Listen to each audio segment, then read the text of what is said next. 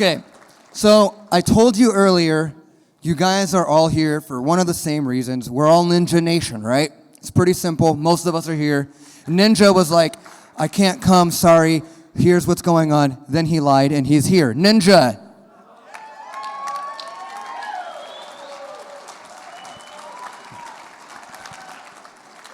I'm going to apologize on his behalf for his tardiness.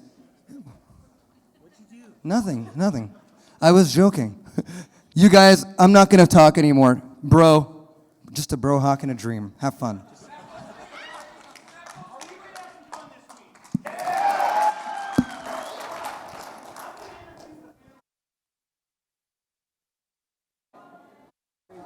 Oh, no.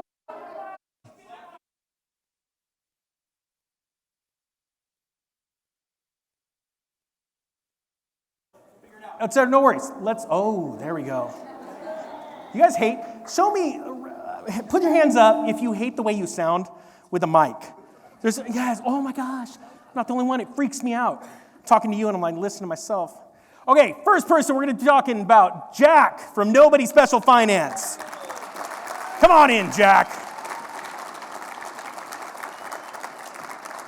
Is it all right? I'm drinking a beer on stage. I love that. Number 2, we've got in the ring Simon from Uneducated Economists. And third but not least, Mr. Fancy Pants, the Honorable Judge Joe Brown from Heresy Financial. I'm pumped. Before I ask these guys some questions, because a lot has changed in every single one of our lives, and we're going to talk about economics and all that stuff. How many people have never been to some type of economic forum like this, a weekend? Holy cow, that's awesome. Okay. I want you to understand, this week is all about you. But you are not going to get anything out of it if you don't meet someone you don't know. I cannot stress that enough. When we did our first event in Dallas, I had everybody do the whole thing I hated it in school. We're like, okay, you're going to sit next to people you don't like. And you're like, oh, great. And you're going to get to know them. And I made them go out to lunch. And people were swapping emails and phone numbers. And to this day, a couple years later, there have been amazing friendships because, by a show of hands, how many, are people going crazy these days? Yeah, seriously. The world's lost their mind. But the cool thing is I look at it and I go, that's our competition. So this is going to be the easiest battle we've ever fought. So getting ready for this, yeah, it's tough to be able to stand up to your family and friends and tell them, hey, things are getting rough, and they mock you and laugh at you. I went through all of that in 2006. But the cool thing is, this weekend, you get to meet each other and get to know each other and build a bond, but what's more important is to build that feeling that you already have in your gut and to build on that. And I think it's very, very important. So please try and meet someone different this week. Get phone numbers, get emails, and build this together because I gotta be honest with you, this is so humbling for me, and I'm sure these guys are gonna talk about it too. But thank you so much for coming. So thank you. All right, let's do this. I wanna start with Jack because Jack has the smallest channel. Gee, thanks. Yeah. And I don't say that to mock him. But he has such amazing information. I have watched Jack go from making short videos on, was it Reddit? Yep. And then we started talking, and I said, you got to get out on YouTube. And you'd already started the YouTube thing before I said that. But to watch him now, he's flowing like I can't get over it. And now he's in trouble with one of the biggest companies in the country. I mean, I'm so proud of you. Thank you. Yeah. I wouldn't say I'm in trouble. No, that's a good point. That's a good point. I think they are. So what I'd like to ask you, Jack, and I'm going to go down the aisle with everybody. What do you think is the number one most pressing thing people need to be thinking about or doing right now? Because I hear it all the time. People are like, I like the end of the world's coming. I got to do this. I got to do that. And they're scatterbrained, and I know what that's like. What do you think is the most important thing that people need to be concentrating on right now? The one piece of advice I usually give people, and it's very easy to get lost in the mess, especially with a 24-hour news cycle. Turn on the TV, nothing but doom and gloom. Put on our channels, it's probably even worse. So when you're hearing about how awful things are globally and how things are heading in such a wrong direction globally, that's a time to narrow your focus. I always say get local. Get small. If things on a large scale are getting so bad, then shrink your circle and focus on improving your own life within the room you're in, the house that you're living in, with your family, with your neighborhood, with your community, your county. Get smaller. All right? Focus on improving food supplies. Focus on improving backup financial wealth, whether it's gold, silver, Bitcoin, whichever one you prefer. But get local and then find ways to transact in those alternative currencies. Start worrying about that now before everybody's thinking about doing it. My wife Gigi is here with me. She's holding up the camera right now. Hi, honey. I love you. Thank you, honey. And we just met a daughter's friend recently, and they're farmers, and they work in CSA, Community Supported Agriculture. And we're taking a hard look at, hey, instead of shopping at the supermarket, maybe we should buy a share of a local farm. So that if food shortages become an issue again, I mean, we dodged a bullet a year or two ago with the fertilizer situation, but food prices went up. That's a way that we could get local. We could save a little bit of money. We're not sure about the finances. It's probably going to be a push as far as what we pay for our food at the supermarket versus what this would be. But it would be a free insurance policy against food shortages if we get local with our food sourcing. So that's one of the ways that we're addressing a global problem at a very local level. Can you give him a round of applause? And the reason why I asked you to do this, we love to give each other crap all the time. We're calling, we're texting, we're messing with each other. Jack has overcome so many amazing things. And just now, right behind you, he goes, I don't know what's going on, but things are just happening faster. I'm speaking faster.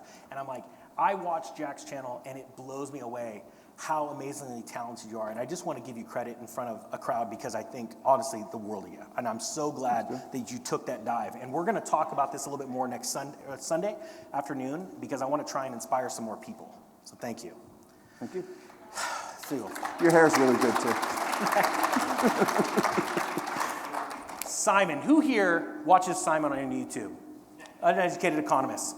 Simon's been around for how long? How many years is this now? Been started since November of 2017. That is awesome. Now, you really launched when you started talking about lumber because you have a big background in building supplies. Yeah. Would you mind telling us how important, or your opinion of how important building supplies are to the economic outlook or the growth outlook and what it can tell us ahead of time? Yeah. So obviously lumber is a big commodity. It's a really important one for the building industry, but it's also pretty boring. Not a lot of people will pay attention to the lumber industry. You know, over the last couple of years, we saw some pretty dramatic moves within lumber, and a lot of people wanted to know what is happening here, what is going on. You know, the importance of building materials and the inventory levels of new homes is pretty much correspondent to each other. You know, if you have lumber prices going up, it's going to make it very difficult to build homes. And being homes is probably one of the biggest manufactured products here in the United States. You know, it's pretty much a 100% domestic product. All the materials that go into it, all the labor that goes into it. So when you have a slowdown within the building industry, you're having a slowdown in the entire economy. And when you look at building supplies, especially when it comes to lumber and the demand for lumber, you can really see what it is that's going on within the economy by just focusing in on the demand for that lumber. And that's really where my channel got a lot of attention. So. And how is lumber demand right now where you are? Because you're in the Pacific Northwest. Yeah, right? and just to kind of let people know, I am from the Pacific Northwest. I wasn't born in Oregon, but I was pretty much raised there. And it's like timber territory. So like I'm right in the middle of logging community, mills, truckers, everybody around, right? And so when it comes to what's happening like right now within the industry is that there is really a dramatic slowdown within the production of lumber. We are seeing a very tight inventory level, but at the exact same time, we're also seeing the builders who are not really ramping up their production, creating that demand for lumber. So we have kind of a situation that's really starting to take place where the inventory levels are coming down quite dramatically, but so is the demand. Any kind of pop to demand, and I just feel that there really won't be enough lumber in the system to supply any kind of decent increase in that demand, and we could see lumber prices moving back up again dramatically. Nice. Now, what do you think, in your opinion, is the most important thing that people need to be paying attention to right now? I would have to agree with the food. Yeah. I think food is probably going to be the biggest thing that we should be paying attention to, especially like if you're like, working class kind of guy, and you don't really have a whole lot as far as money going into investments.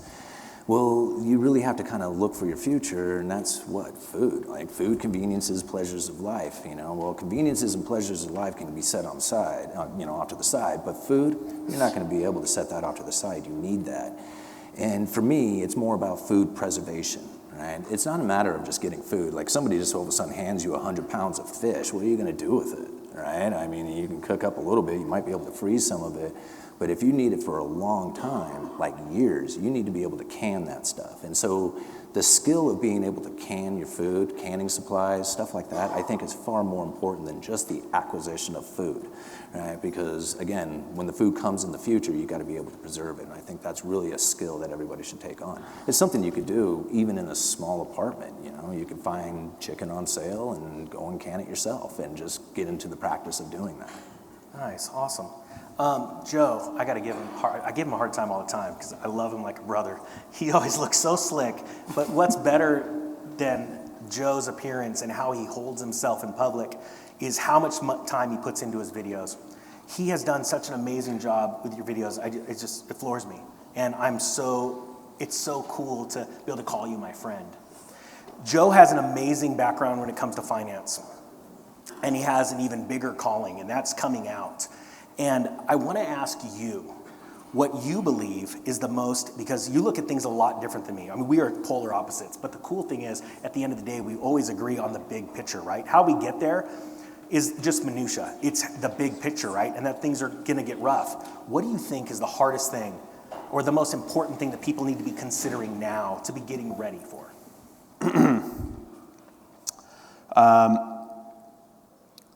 I think probably the most important thing that people need to focus on right now, and I'm going to frame this, the context is because this impacts your individual life, but it also changes the direction that society can devolve into, and that is that wealth is inherently good.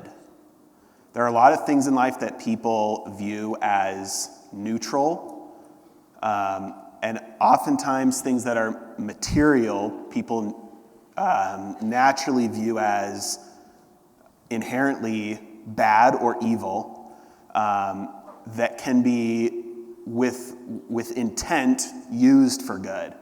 But I would like to make the case that wealth is inherently good. While it can be used for evil, it is inherently good. And the reason why is because of what wealth really is. So this goes to the kind of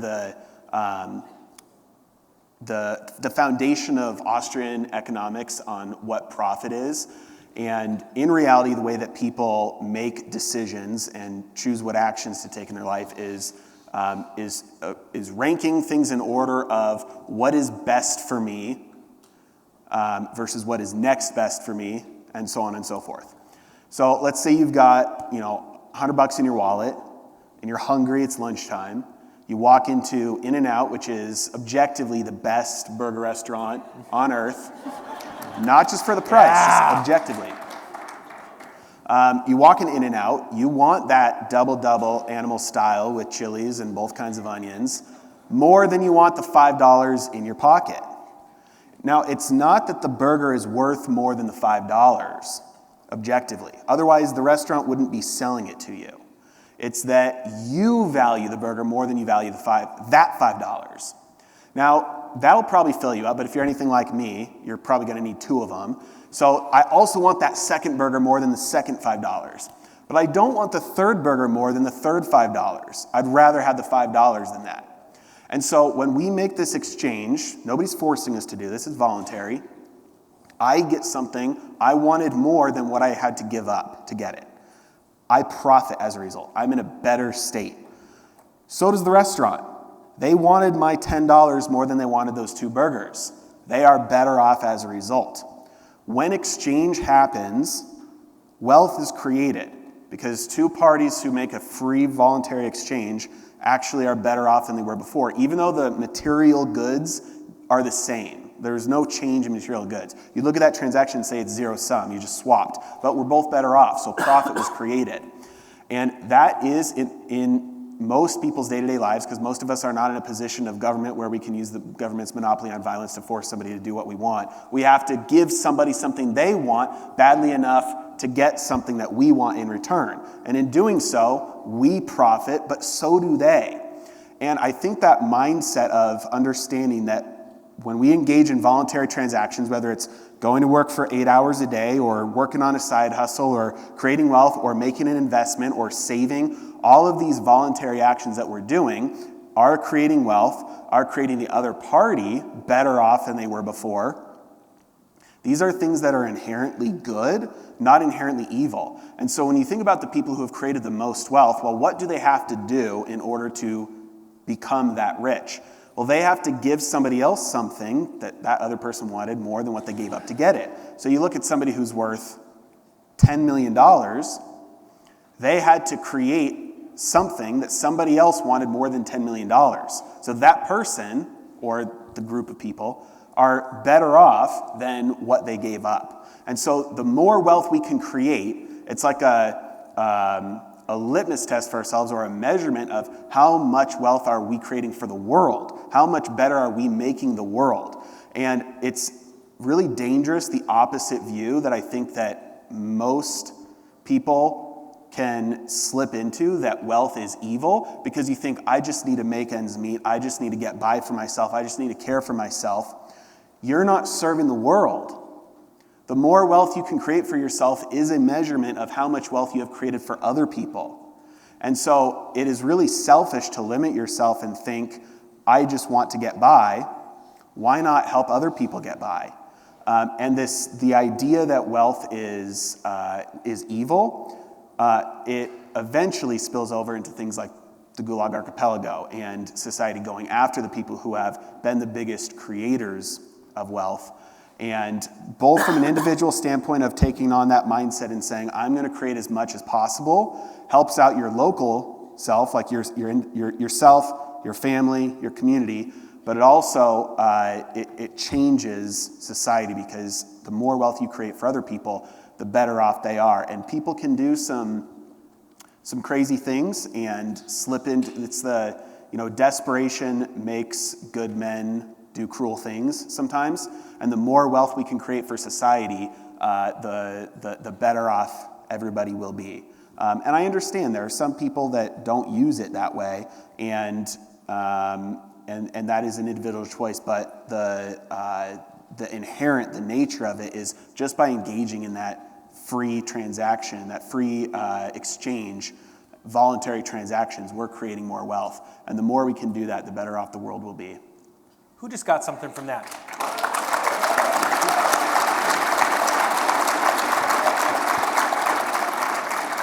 He speaks into my life all the time, and I'm not joking. Like, you are so perfect when you explain things like that, and I thank you. Let me ask you a very hard question. It's going to be embarrassing, but we got to say something out loud or make a gesture when it's, you got to do something and change.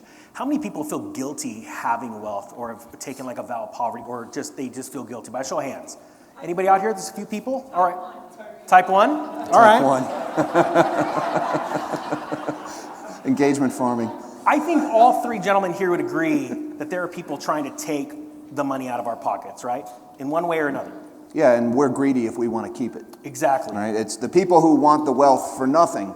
Yep. They're the generous ones. The people who want to keep what they've worked for, they're supposed to feel greedy. They're the ones who are greedy, but not the people demanding something for nothing.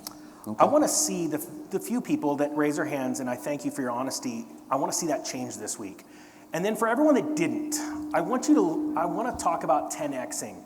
And it's not a Grant Cardone spiel, because I'm trying right now. I took the last month off and haven't seen a single friend in a month, because I wanted to 10X and change the way that I think. And I had to start setting some very impossible goals. And I'm hitting some of them. And I think it's very important that we do this. And the reason why is because a couple reasons. We can't keep influencing the friends and family we got. They just know us as we're just that person, right? It doesn't matter that, I told the guys at the fire station about Bitcoin. It doesn't matter that I told them, sell your houses in '06. They watched me do all that stuff. It doesn't matter that I told them about COVID beforehand. They don't care about the next thing because they just judge you for who you are. You need the confidence to go to that next level because our world desperately needs good people with a lot of money. Like Joe says, if you're a jerk without money, you're gonna be a bigger jerk with money, right? If you're cocky before you have money, you're gonna be cockier with a lot of money. But if you're a good person, you reap what you sow, right? And this world is inherently evil. And show of hands if you guys agree. Like, are you seeing what's going on? Like, besides like the big corporations, but yeah, it's insane. But here's the coolest thing about that. We wouldn't see all the crazy if the veil wasn't pulled away. And that gets me fired up. So let me ask you this, because all of you have seen ebbs and flows with YouTube, with social media, with views going up, going down, certain topics. I'd love it if you guys could just briefly go over some topics that you because this is our crowd right here. They watch us, and thank you so much for your support. Talk about what you've seen dramatically change your YouTube channels. If you don't mind, Jack, starting. I can tell you as far as, the treatment by the algorithm, Gigi's over there, she gets mad at me every time I mention the World Economic Forum. Why did you do that? They're gonna throttle you again. Every time you say something bad about the World Economic Forum, or at least I've noticed, my views go, they drop off, they stop showing. And they put the description right there too, right? I made a video on purpose about the context. Have you guys ever seen the context on a video on YouTube before? Yeah. Where YouTube says, whatever this guy's telling you about, ignore him. Here's what we want you to think about it. I made a video mocking that one time, and I even, I said something in the title that I knew they were going to place that context box, and I started talking, and I said, wait a minute, what's this down here? And I kind of made a mock, pulled up the context. I said, I didn't put this here. Who put this here? And that video did really good, and then for 3 months, every other video I did after that sucked. Nobody watched it. That's YouTube's way of doing that to you. There are things that if you mention on YouTube, at least in my experience, other people disagree, that they will punish you algorithmically, and if you make your living doing this, they hit you right in the wallet for that. So, mentioning, as Chris would say, the woohoo bat flu, mentioning that gets you in trouble. Mentioning the World Economic Forum gets you in trouble. Anybody who knows me personally, I spent a few years working on deck of a commercial fishing boat. I have a sailor's mouth. I have a filthy mouth. On YouTube, straight and narrow, I don't use profanity because that hits you with the advertising and it hits you with the algorithm. So, if we're having a beer later, guys, I'm going to apologize in advance for that. But that's a little different in person. So there's some things you just don't say on YouTube. Yeah, Simon, have you seen anything lately? Yeah, in fact, my wife Sarah, she can attest to this. Is that the algorithm?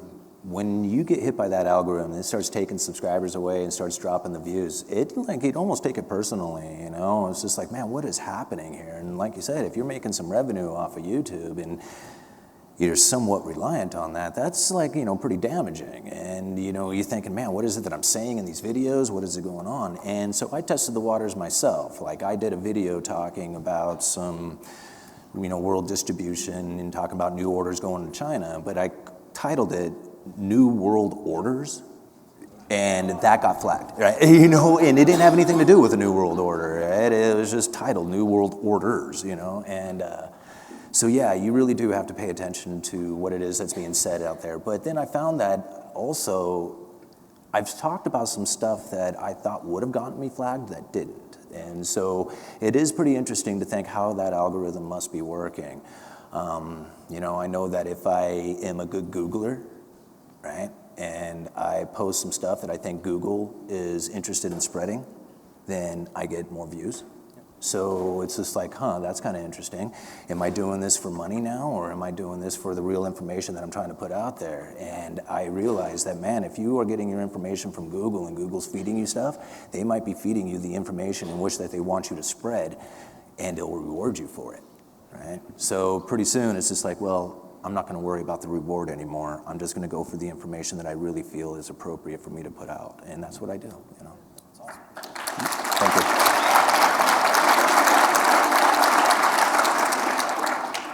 Joe, you have a different type of, what have you seen? Let me just ask you that. What have you seen? Yeah, well, I definitely have a different take. So back in, at the beginning of 2020, I think it was January 27th, 2020, I made a video about COVID. This was pre-political COVID. And because I had started seeing the videos online of like people dropping in China and stuff, and I was like, this is gonna get crazy. In December, I went and we bought up, water and canned foods and all this, all this stuff with, and like all my friends and family thought I was crazy. They're like, nobody had heard the word COVID yet. And so in January, I made the video and, told people to invest in the pharmaceutical companies and buy masks and stuff. And then it was I think it was 1 month later, it became political. And I saw 3 channels get shut down. And from that moment on, I don't think I've ever said the word COVID on my channel ever again. And so there's always the question, and this is for everyday life, it's this in your individual interactions with your employers, with your family, friends, this question is I think a universal question, but you always, in the back of your mind, you're wondering, okay, where's the line between protecting myself and ultimately, I think protecting my family, making sure that I can provide for those who I'm responsible to care for, versus, selling out and just, because you tip too far in that direction, and that's how Nazi Germany happens. 90% of those people were probably just thinking, anybody read Ordinary Men? Yes. Okay, that will terrify you to your core, because it's a book about Police Battalion 101 in Nazi Germany. These guys were too old to have gone through Hitler Youth, but they were young enough to still have to be, a police squadron that had to go around and slaughter Jews. They all did it. They all hated it. And so when you read this story to get inside the minds of these guys who did it anyway, even though they didn't have any built-in hatred towards the Jews or anything like that, they still did it. That scares you okay, am I leaning too far to this side, or am I getting too close? And eventually 10 years from now, I'll be way over there where in the name of protecting my family that I could do something like that. So that's always a question on the back of my mind. Has anybody ever heard about this guy? He was around 2,000 years ago. His name is Jesus or Jesus.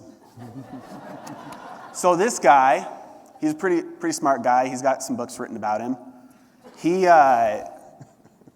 went around and he gathered a lot of crowds. He would speak places and crowds would form around him that were way too big. People thought he was going to lead a revolution, so he'd have to escape. He'd have crowds form of 5,000 men that were, the stories say they were men because they were ready to go overthrow the government. So he'd have to get away, he'd have to do things, and he'd say things in very, very particular ways so that the people who would be listening attentively would hear what he was trying to say. And the people who really wanted to follow him would understand what his real message was.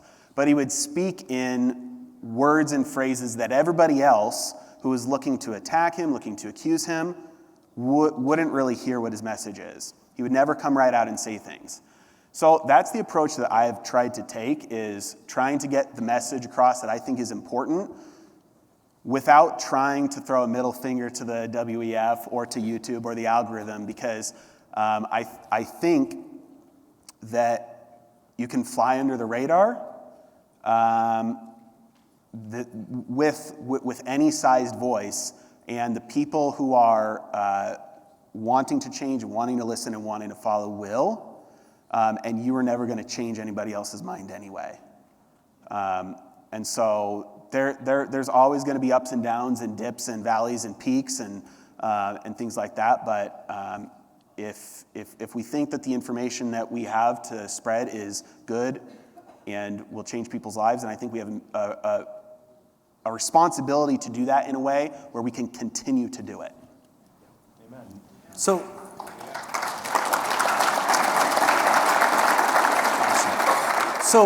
we have an interesting time in history right now before us, in that we can be louder than the watchman from the Bible. We can be louder than the ones that warned about the British coming, because we have a platform that's great. It's amazing, but it has to be taken care of in a certain way. I have YouTube. Do you guys have YouTube partners, or you have your assistant from YouTube, or you haven't gotten yet? So, Google gave me an assistant, right, to help me.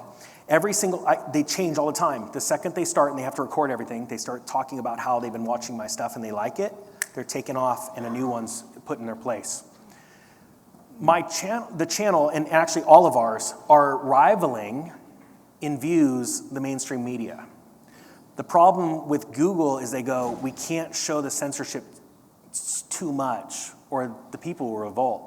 And that's why it's been my call to wake up as many people to start their own channel, because you're all different. We're all different.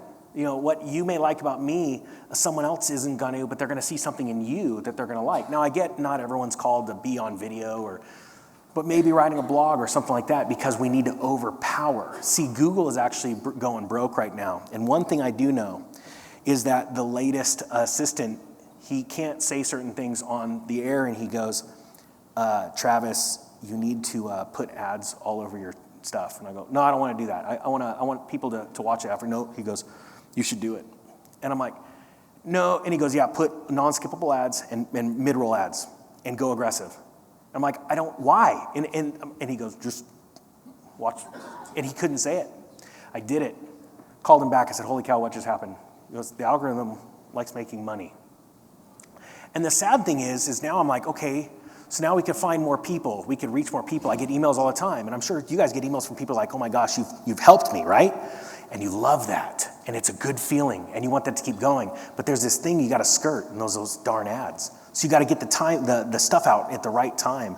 And I think what Joe said was perfect, because we're attracting the right type of people to get the message. We're not gonna find 50% of America, but wars weren't won with 50% buy-in. They were won by just a handful of men and women that had great hearts. And that's what I want to find this week. And I honestly believe with everyone coming around the country, didn't somebody come from a family from Australia? Anyone? Australia? They're not here yet? I heard there's a whole family coming from across the world. It shows your heart. And so I want you to dig as deep as you can this week. I kid you not. I don't want to get all weird and emotional, because you know me. But the deeper you get this week and the more you expect, if you come expecting to learn, but not only that, expect to get fired up, you're going to leave fired up. All right?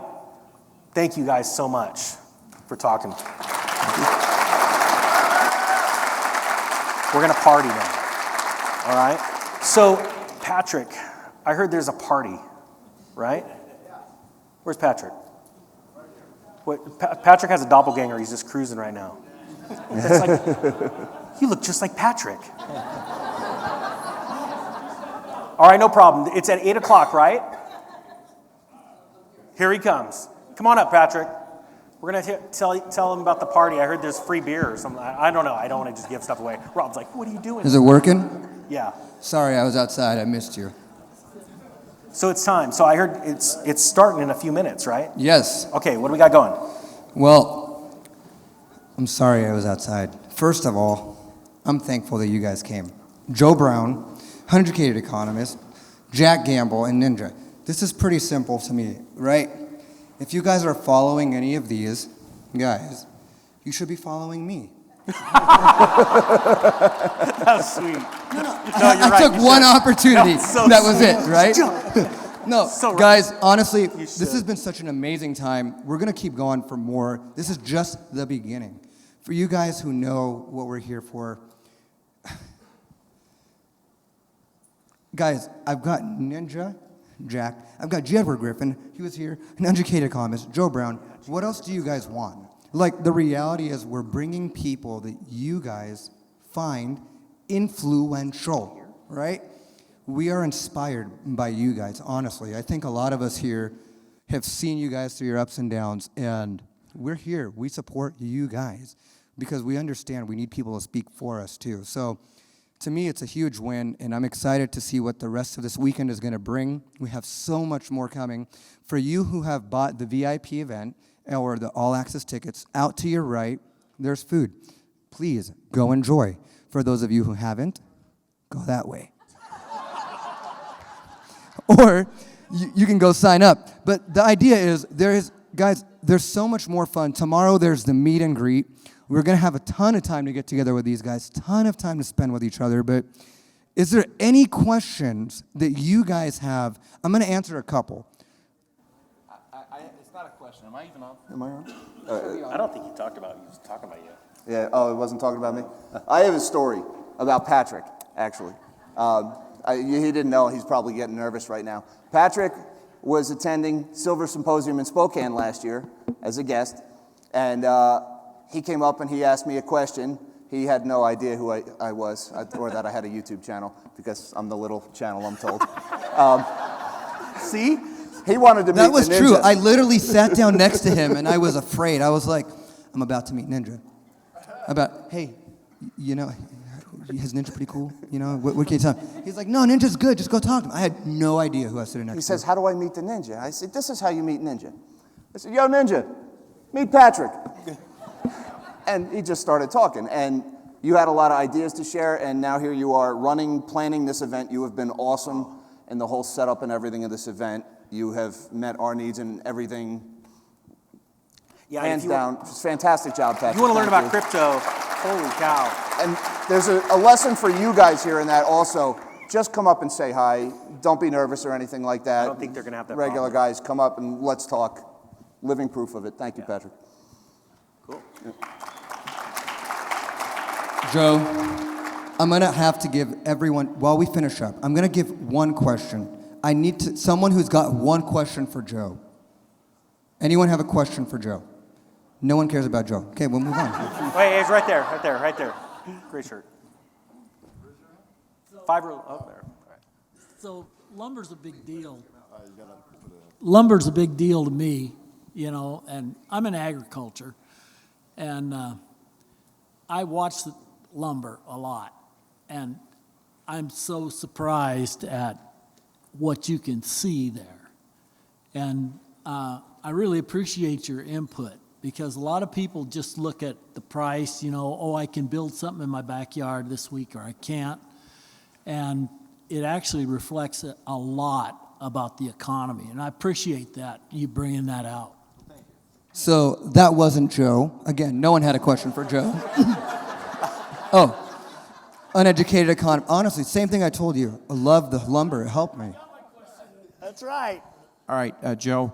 So you've been talking about, all you guys have been talking about this stuff on YouTube and monetization and the algorithms and things like that. How has Rumble impacted what you're doing? Or are you guys even tapping into it? Because obviously, if I know how things work, if you guys start doing stuff on Rumble, they're going to punish you even more. Have you seen any of that, or speak on that? Yeah, so personally, Rumble does this nice thing where they will link to your YouTube channel, and so it'll just clone it. So everything that I throw up on YouTube automatically goes up on Rumble, and it's been that way for over 2 years now. So it hasn't impacted me at all. No, I have not been negatively impacted by that at all. And it's been that way for a long time. Rumble, in my opinion, like, you know, who knows the future? Nobody can tell. It hasn't really taken off yet, despite some big names.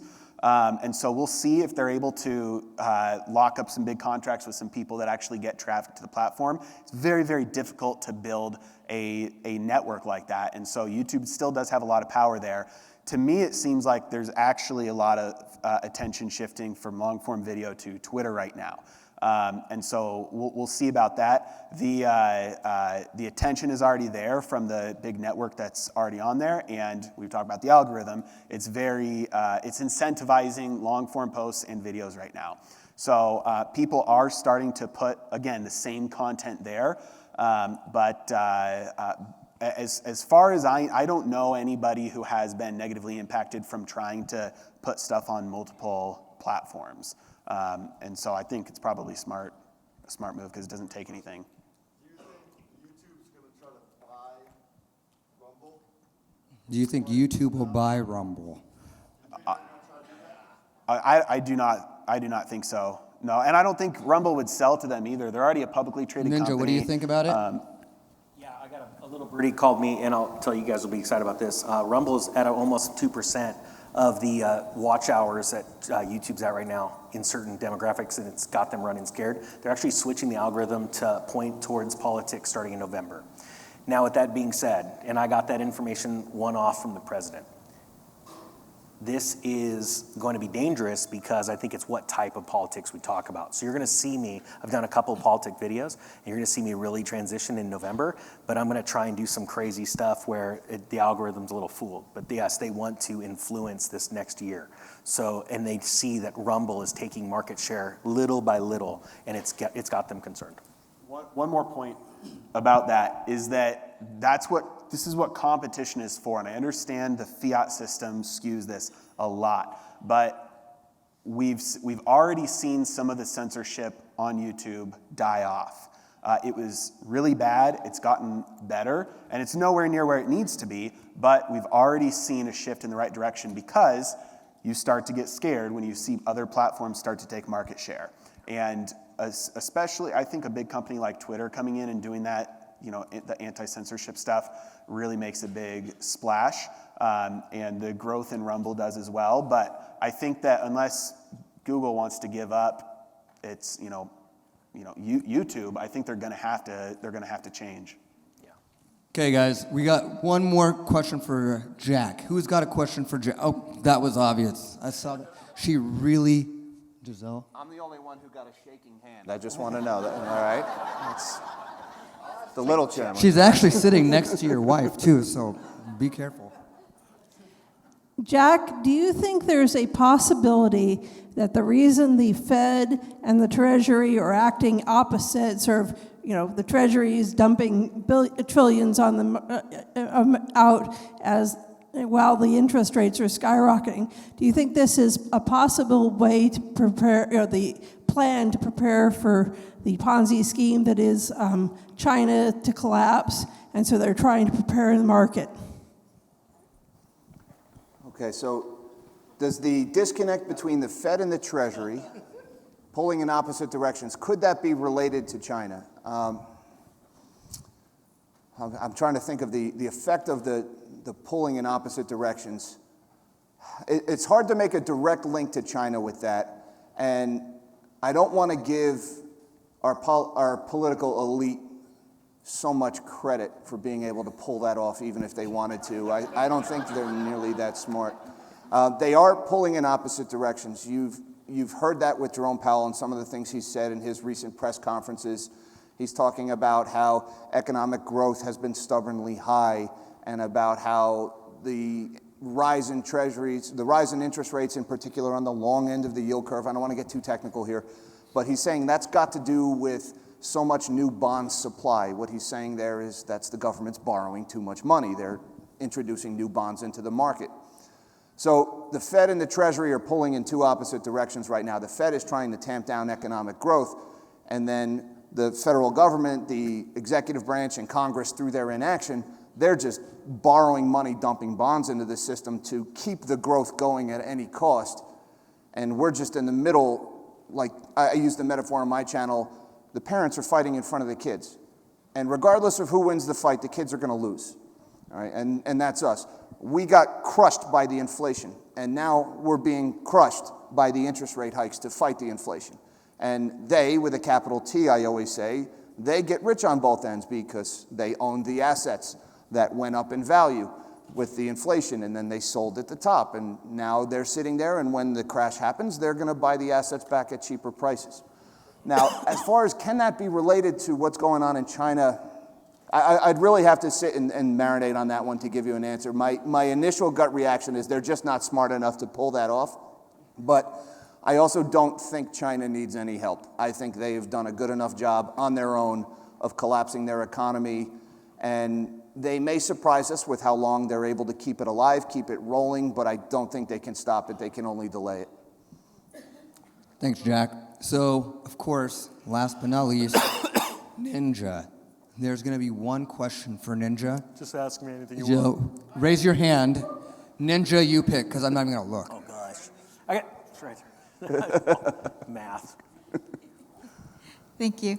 So I'm new to silver stacking and acquiring, and I just recently acquired new silver because there was a pullback this week, so I went to purchase a little bit more, and then I found out the gal at the store almost gave me I guess 1996 coins, and it turns out that she couldn't sell them to me for $26 because that's a year, but a precious year. I guess they're selling for $100. Yeah, Eagles you're talking about? So as a new silver stacker, is there a place where I should look to see what year is valuable, or does it matter if you buy just rounds? Yeah, so I always love the cheapest silver possible, but there is numismatic value. I do not buy numismatic. I think it's a massive scam when they come slabbed. I think there's a lot of people taking advantage of good-hearted people with the whole scare thing, like they're going to take that metal. I do not believe in that, because it's like your guns. Are you going to give them up? Come on. But I do look for the cheapest possible, and so I love going to pawn shops and things like that and finding coins that are enameled and all that kind of stuff. But I really focus on the cheapest. And here's the other thing, and I've got to stress this: don't put all your eggs in one basket. Now I did, because I'm crazy. I did that back in 2010. I borrowed against my whole retirement and bought silver with it. But I'm a little nutty. And I am way more risk on kind of guy. I see a lot of people that buy it out of emotion, and it's always they need the money at the worst time. My wife sees it as a broker. She sees it the worst time they're having to resell. So again, I always go with the cheapest. I like the tax benefits of buying bullion and how I'm going to sell it. But yeah, that's how I do it. We'll get into that with the God and Gold talk too. Okay, so for that, I'm going to call that the night for tonight. Guys, it has been a great time. Thank you so much, everyone up here. Appreciate it.